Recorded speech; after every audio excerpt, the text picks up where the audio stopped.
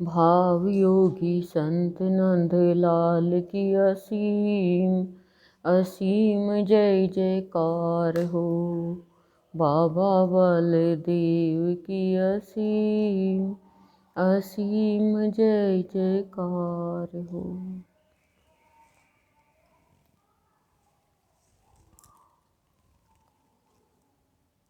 आज बहुओं के सत्संग का वार्षिक उत्सव, जो इस सत्संग सदन के रंग बिरंगे फूल हैं। भाव योगी का भाव सत्संग के माध्यम से हम सबको मिलता रहता है और तभी हमारा जीवन, जो बदरंग जीवन है, उसमें सुंदर रंग चढ़ता है। और भाव योगी की मिताई हमारे तन और मन को वश में करके हमसे सत्संग करवाती है।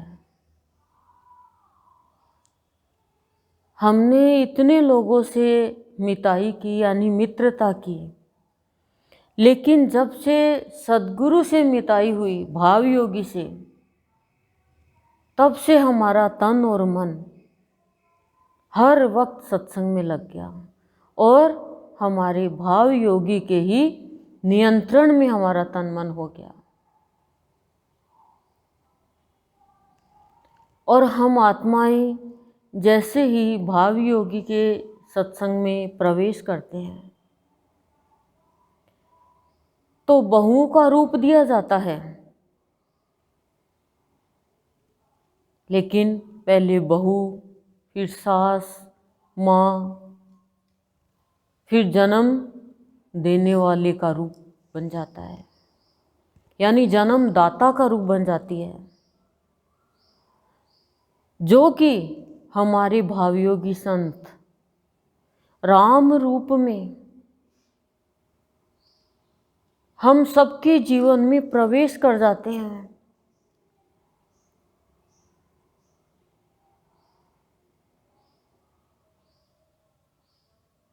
और सीता नवमी के शुभ दिन पर हम सबका सत्य से नाता जोड़ते हैं और हमें एक ही बात कहते हैं कि सत्य पथ पे चलना है, सत्य पथ को अपनाना है, तुम्हारा कभी कुछ नहीं बिगड़ेगा, सदा खुश रहोगे, अभाव नजदीक भी नहीं आएंगे।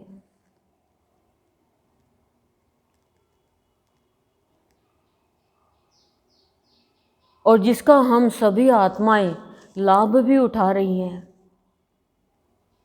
कि हमारे तारणहार, हमारे उद्धारकर्ता, जिनका भाव बड़ा विचित्र है, अपूर्व है,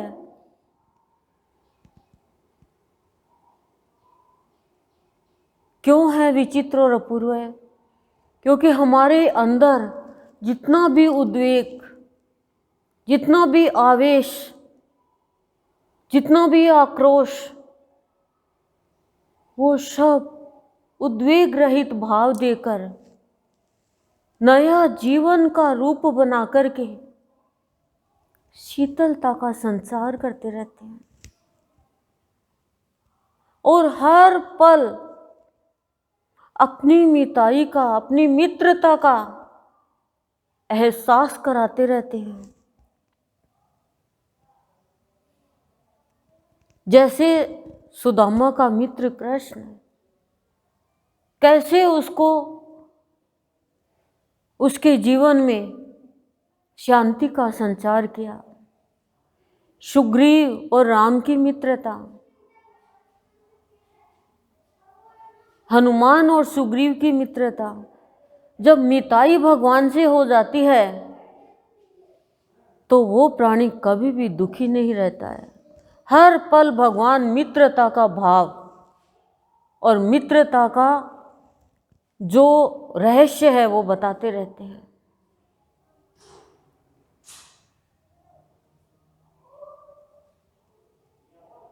हम आत्माओं को भाव योगी संत अपना भाव दे करके, भाव के रंग में रंग करके सत्संग किस भाव से संबोधित करना है ये अपनी कृपा के द्वारा बताते हैं। चाहे मनुष्य आप अपना कितना भी जोर लगा ले, कितना भी वो शैतानी पे उतर जाए, लेकिन एक ईश्वर की मिताई कभी भी उनको हावी नहीं होने देती है। चाहे 10 मित्र बना ले, लेकिन ईश्वर जिसका मित्र है उसका कोई भी शत्रु नहीं होता है। हमेशा वो शीतलता का अनुभव करता है। अभाव तो छू भी नहीं सकता। भाव योगी से मिताई अभाव छू मंतर हो जाते हैं।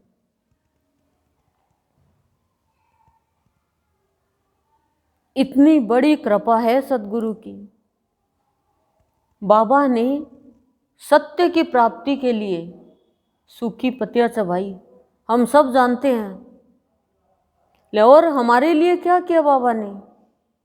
हमारे लिए भाव योगी संत नंदलाल को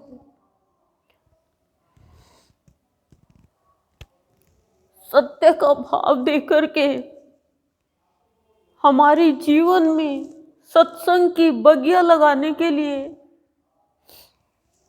हमारा तारण बना करके भाव योगी का साथ दिया हमें, जो कि हमारा सूखा जीवन हरा भरा करने के लिए हमारे जीवन में बाबा ने गुरुदेव को प्रवेश करवाया।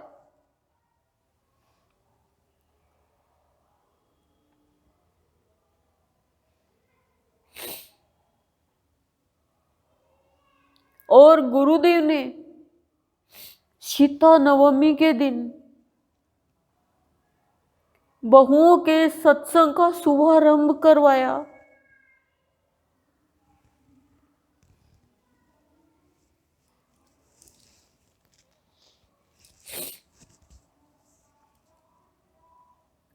क्यों?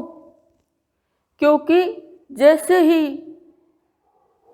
जनक नंदिनी सीता धरती से उत्पन्न होती है, प्रकट होती है, वैसे ही हर तरफ खुशियां, सुख, शांति हो जाती है। अकाल पड़ा हुआ था, हरा भरा हो जाता है। और मेरा भी दृढ़ विश्वास है कि गुरुवार को बहुओं का सत्संग सीता नवमी के दिन गुरुदेव ने शुरू करवाया। तब से हर एक बहू के जीवन में स्वस्थता आ गई, स्वच्छता आ गई, निर्धनता दूर हो गई। चाहे कोई कृतघ्नि निकल जाए, चाहे कोई भूल जाए, क्योंकि मनुष्य की आदत होती है, गुरु देता है, भावयोगी संत देता है और उसको पीछे करके स्वयं आगे हो जाता है, वो अपनी चलाने लग जाता है। इसकी कृपा के बिना सत्संग नहीं कर सकते थे हम। इसकी कृपा है तो हमारा सत्संग निरंतर चलता रहता है, निरंतर चलता रहता है।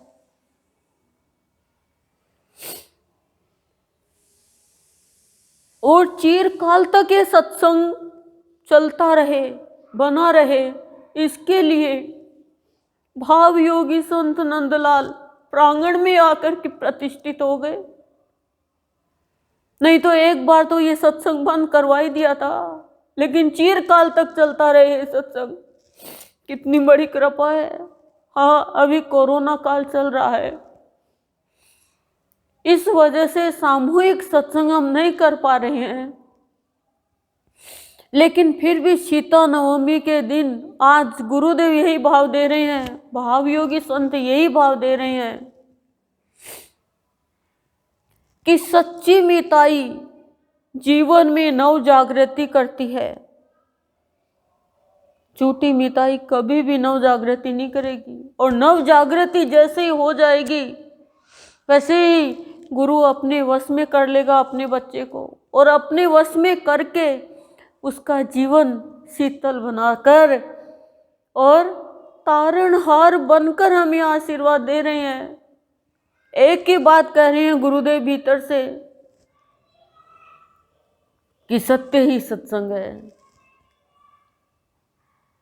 सत्य के साथ सत्संग करना ही सीता नवमी मनाना है।